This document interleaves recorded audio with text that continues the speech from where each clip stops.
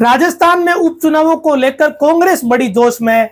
सुनने में यह खबर रोचक है। इसकी वजह भी तीन तरह की है। एक वजह यह है कि कांग्रेस इस बात को लेकर फुल कॉन्फिडेंस में है कि 5 सीटों में से कोई ना कोई सीटें वो पक्का जीतेंगे, क्योंकि जहां 5 उपचुनाव होने हैं उन 3 सीटों पर तो कांग्रेस के ही विधायक सांसद बने हैं। तो कांग्रेस को उम्मीद है कि वापस इन 3 में से 2-1 तो हमें मिलेगी। देवली, उनियारा, झुंझुनू व दौसा, ये 3 ऐसी सीटें जो कांग्रेस के पास थी और इन पर कांग्रेस के ही विधायक सांसद का चुनाव लड़े और जीत गए। देवली, उनियारा व झुंझुनू में कांग्रेस ज्यादा कॉन्फिडेंस में है, क्योंकि वहां कांग्रेस का दबदबा भी ज्यादा रहा है। कांग्रेस के लिए दूसरी खुशी की वजह एक और है कि खिंवसर में 84 सीट ऐसी है जो बीजेपी की नहीं रही। वहां आरएलपी व आप पार्टी का कब्जा रहा, तो सारी की सारी जो मुसीबत है वो बीजेपी के लिए भी है, कांग्रेस के लिए तो किसी तरह की मुसीबत है नहीं। इस कारण कांग्रेस बड़ी खुश है। कांग्रेस के लिए खुशी की तीसरी वजह और है कि राजस्थान में उपचुनाव का जो ट्रेंड रहा है वो पिछले कई चुनावों में कांग्रेस के ही पक्ष में रहा है। इधर बीजेपी के लिए भी थोड़ी बहुत गुंजाइश दिख रही है।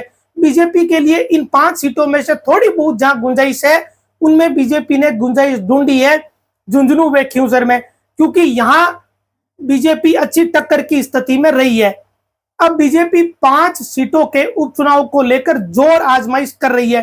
कांग्रेस के सामने अपने विधायकों की सीट बचाने की चुनौती तो है, लेकिन कांग्रेस उतनी चिंतित नहीं है जितनी बीजेपी है।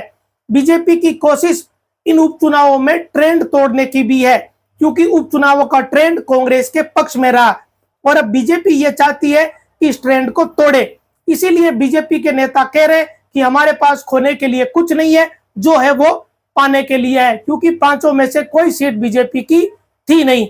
लोकसभा चुनाव में बीजेपी को राजस्थान में तगड़ा झटका लगा। बीजेपी का क्लीन स्वीप का सपना तो सपना रह गया, आधी सीटें भी बीजेपी ने गंवा दी। तो तीसरी बार क्लीन स्वीप की बात करके बीजेपी लोकसभा में चुनाव मैदान में आई, लेकिन बीजेपी की हालत यह हुई कि आधी सीटें हाथ से निकल गई। राज्य के 5 विधायक जो सांसद चुने गए उन सीटों पर अब उपचुनाव होने। कांग्रेस के सामने अपने विधायकों की जो सीटें थी उन्हें बचाने की चुनौती तो है, लेकिन बीजेपी के सामने अलग तरह की चुनौतियां हैं। पिछले 10 सालों में जो उपचुनाव हुए उसमें हमेशा कांग्रेस का पलड़ा भारी रहा। कांग्रेस चाहे सत्ता में रही चाहे विपक्ष में रही, लेकिन उपचुनाव में बाजी कांग्रेस नहीं मारी। ऐसे में सत्ता की कमान संभाल रहे प्रदेश के मुख्यमंत्री भजन लाल के लिए बीजेपी को उपचुनाव जिताने का बड़ा जिम्मा है और उन्हें बड़ी चुनौती उनके पास है। प्रदेश में देवली, उनियारा, खिंवसर, 84, झुंझुनू व दौसा की सीटें खाली है जहां उपचुनाव होने। देवली, झुंझुनू व दौसा ये तीनों कांग्रेस के पास रही है। कांग्रेस के विधायकों ने इस्तीफे दिए। इधर खिंवसर में आरएलपी के हनुमान बेनीवाल ने इस्तीफा दिया, वो सांसद बने। और 84 में राजकुमार रोत जो कि भारत आदिवासी पार्टी यानी बा पार्टी के विधायक थे, वो सांसद बन गए। तो ये इन 5 जगह पे उपचुनाव होने। अब 2014 से लेकर 2024 तक के ट्रेंड की बात करें तो इन 10 सालों में 17 विधानसभाओं में उपचुनाव हुए। इनमें 12 पर कांग्रेस जीती है। उपचुनावों में अपने पिछले प्रदर्शन से कांग्रेस उत्साहित है। इसके अलावा एक और सीट जो खिंवसर में उपचुनाव हुआ वो भी आरएलपी ने जीती, उसमें भी बीजेपी का कोई मतलब नहीं रहा। तो ये जो ट्रेंड है ये कांग्रेस के लिए उत्साहित करने वाला और बीजेपी को चिंता में डालने वाला है। इन सभी 5 विधानसभा में बीजेपी ने दिसंबर 2023 में जो विधानसभा चुनाव हुए अपने सबसे कठिन मानी जाने वाली 19 जो सीटें थी उस कैटेगरी में इनको शामिल किया था। 5 सीटों को जो बीजेपी का पिछला विधानसभा चुनाव जिसमें भजन लाल मुख्यमंत्री बने उनमें 19 ऐसी सीटों को बीजेपी ने माना था जो बड़ी टफ है। इनमें ये 5 सीटें भी थी जो बीजेपी हार गई।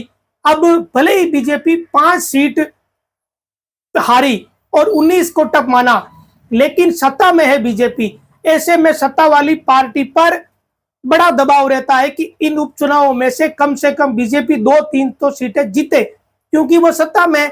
ऐसे में अगर बीजेपी उपचुनाव नहीं जीती तो ये भारतीय जनता पार्टी के लिए बड़ा झटका होगा और शायद बीजेपी इस झटके को सहन नहीं कर पाएगी और बीजेपी ऐसा चाहती भी नहीं। बीजेपी हर संभव ये कोशिश कर रही है कि कोई ना कोई सीट भारतीय जनता पार्टी जरूर जीते, क्योंकि लोकसभा चुनाव में बीजेपी ने आधी सीटें खो दी। इसके बाद उपचुनाव हुए और उन उपचुनावों में जो 5 राज्यों में उपचुनाव हुए 13 में से 11 सीटें एनडीए व बीजेपी के हाथ से निकल गई।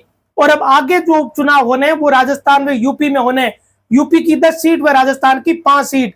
राजस्थान में अलग तरह की चुनौतियां हैं तो यूपी में चुनौतियां राजस्थान से भी बड़ी है। राजस्थान में फिर भी बीजेपी में अंदर खाने सियासत चलती है, लेकिन यूपी में खुलेआम राजनीति हो रही है। योगी आदित्यनाथ का खुलेआम विरोध होने लगा है। ऐसे में अगले उपचुनाव बीजेपी के लिए कोई बड़े संकट से कम नहीं है। इसी कारण राजस्थान में बीजेपी ने समय रहते तैयारियां शुरू कर ली, प्रभारी बना दिए और वो प्रभारी चुनाव मैदान में उतर भी गए। उन प्रभारियों ने अपने स्तर पर तैयारियां शुरू भी कर दी। विशेषकर 2 जगहों पर बीजेपी की बड़ी नजर है, झुंझुनू व खींवसर, क्योंकि यहां विधानसभा चुनाव में कंपटीशन रहा। इसके बाद लोकसभा चुनाव में भी इन विधानसभा क्षेत्रों से बीजेपी को अच्छे वोट मिले। इसी कारण बीजेपी को इन 2 जगहों पर ज्यादा गुंजाइश दिख रही है। अब पता नहीं रिजल्ट क्या रहेगा, लेकिन कांग्रेस उत्साहित है। कांग्रेस के लिए कोई संकट नहीं है। ना बाप पार्टी किसी तरह की टेंशन में दिख रही, ना आरएलपी टेंशन में दिख रही। जो भी चुनौती या टेंशन है वो बीजेपी के लिए है, लेकिन फिर भी बीजेपी के नेता कह रहे कि हमारे पास खोने के लिए कुछ नहीं है, क्योंकि ये सीटें तो हम पहले से हारे हुए थे। तो बड़ा मजेदार अगला उपचुनाव होने वाला है। किसी के पास खोने के लिए कुछ नहीं है। कांग्रेस को जो मिलेगा वो प्राप्ति है, लेकिन जो छोटी पार्टियां हैं, चाहे बाप पार्टी हो चाहे आरएलपी हो, इनके लिए वाकई में चुनौती है। इनके लिए ये चुनाव जीतना जरूरी है, क्योंकि छोटी पार्टियां अगर चुनाव हार जाती है तो उन्हें अगले 5 साल तक ग्राउंड पर टिके रहना उनके लिए संकट हो जाता है। इसीलिए जो दोनों छोटी पार्टियां हैं, चाहे बाप पार्टी हो चाहे आरएलपी हो, दोनों अभी से ही अपनी दौड़ भाग करने में जुट गई है। लोकसभा चुनाव समाप्त होते ही दोनों ही पार्टियों के जो नेता है, राजकुमार रोत और हनुमान बेनीवाल, इन्होंने अपने अपने क्षेत्रों में अपनी अपनी राजनीति शुरू कर दी और अपने अपने वोट बैंक को संभालना शुरू कर दिया। अब आगे जब चुनाव की तारीख आएगी तो किस तरीके की हलचल रहेगी, यह देखना बड़ा ही दिलचस्प रहेगा। नमस्कार।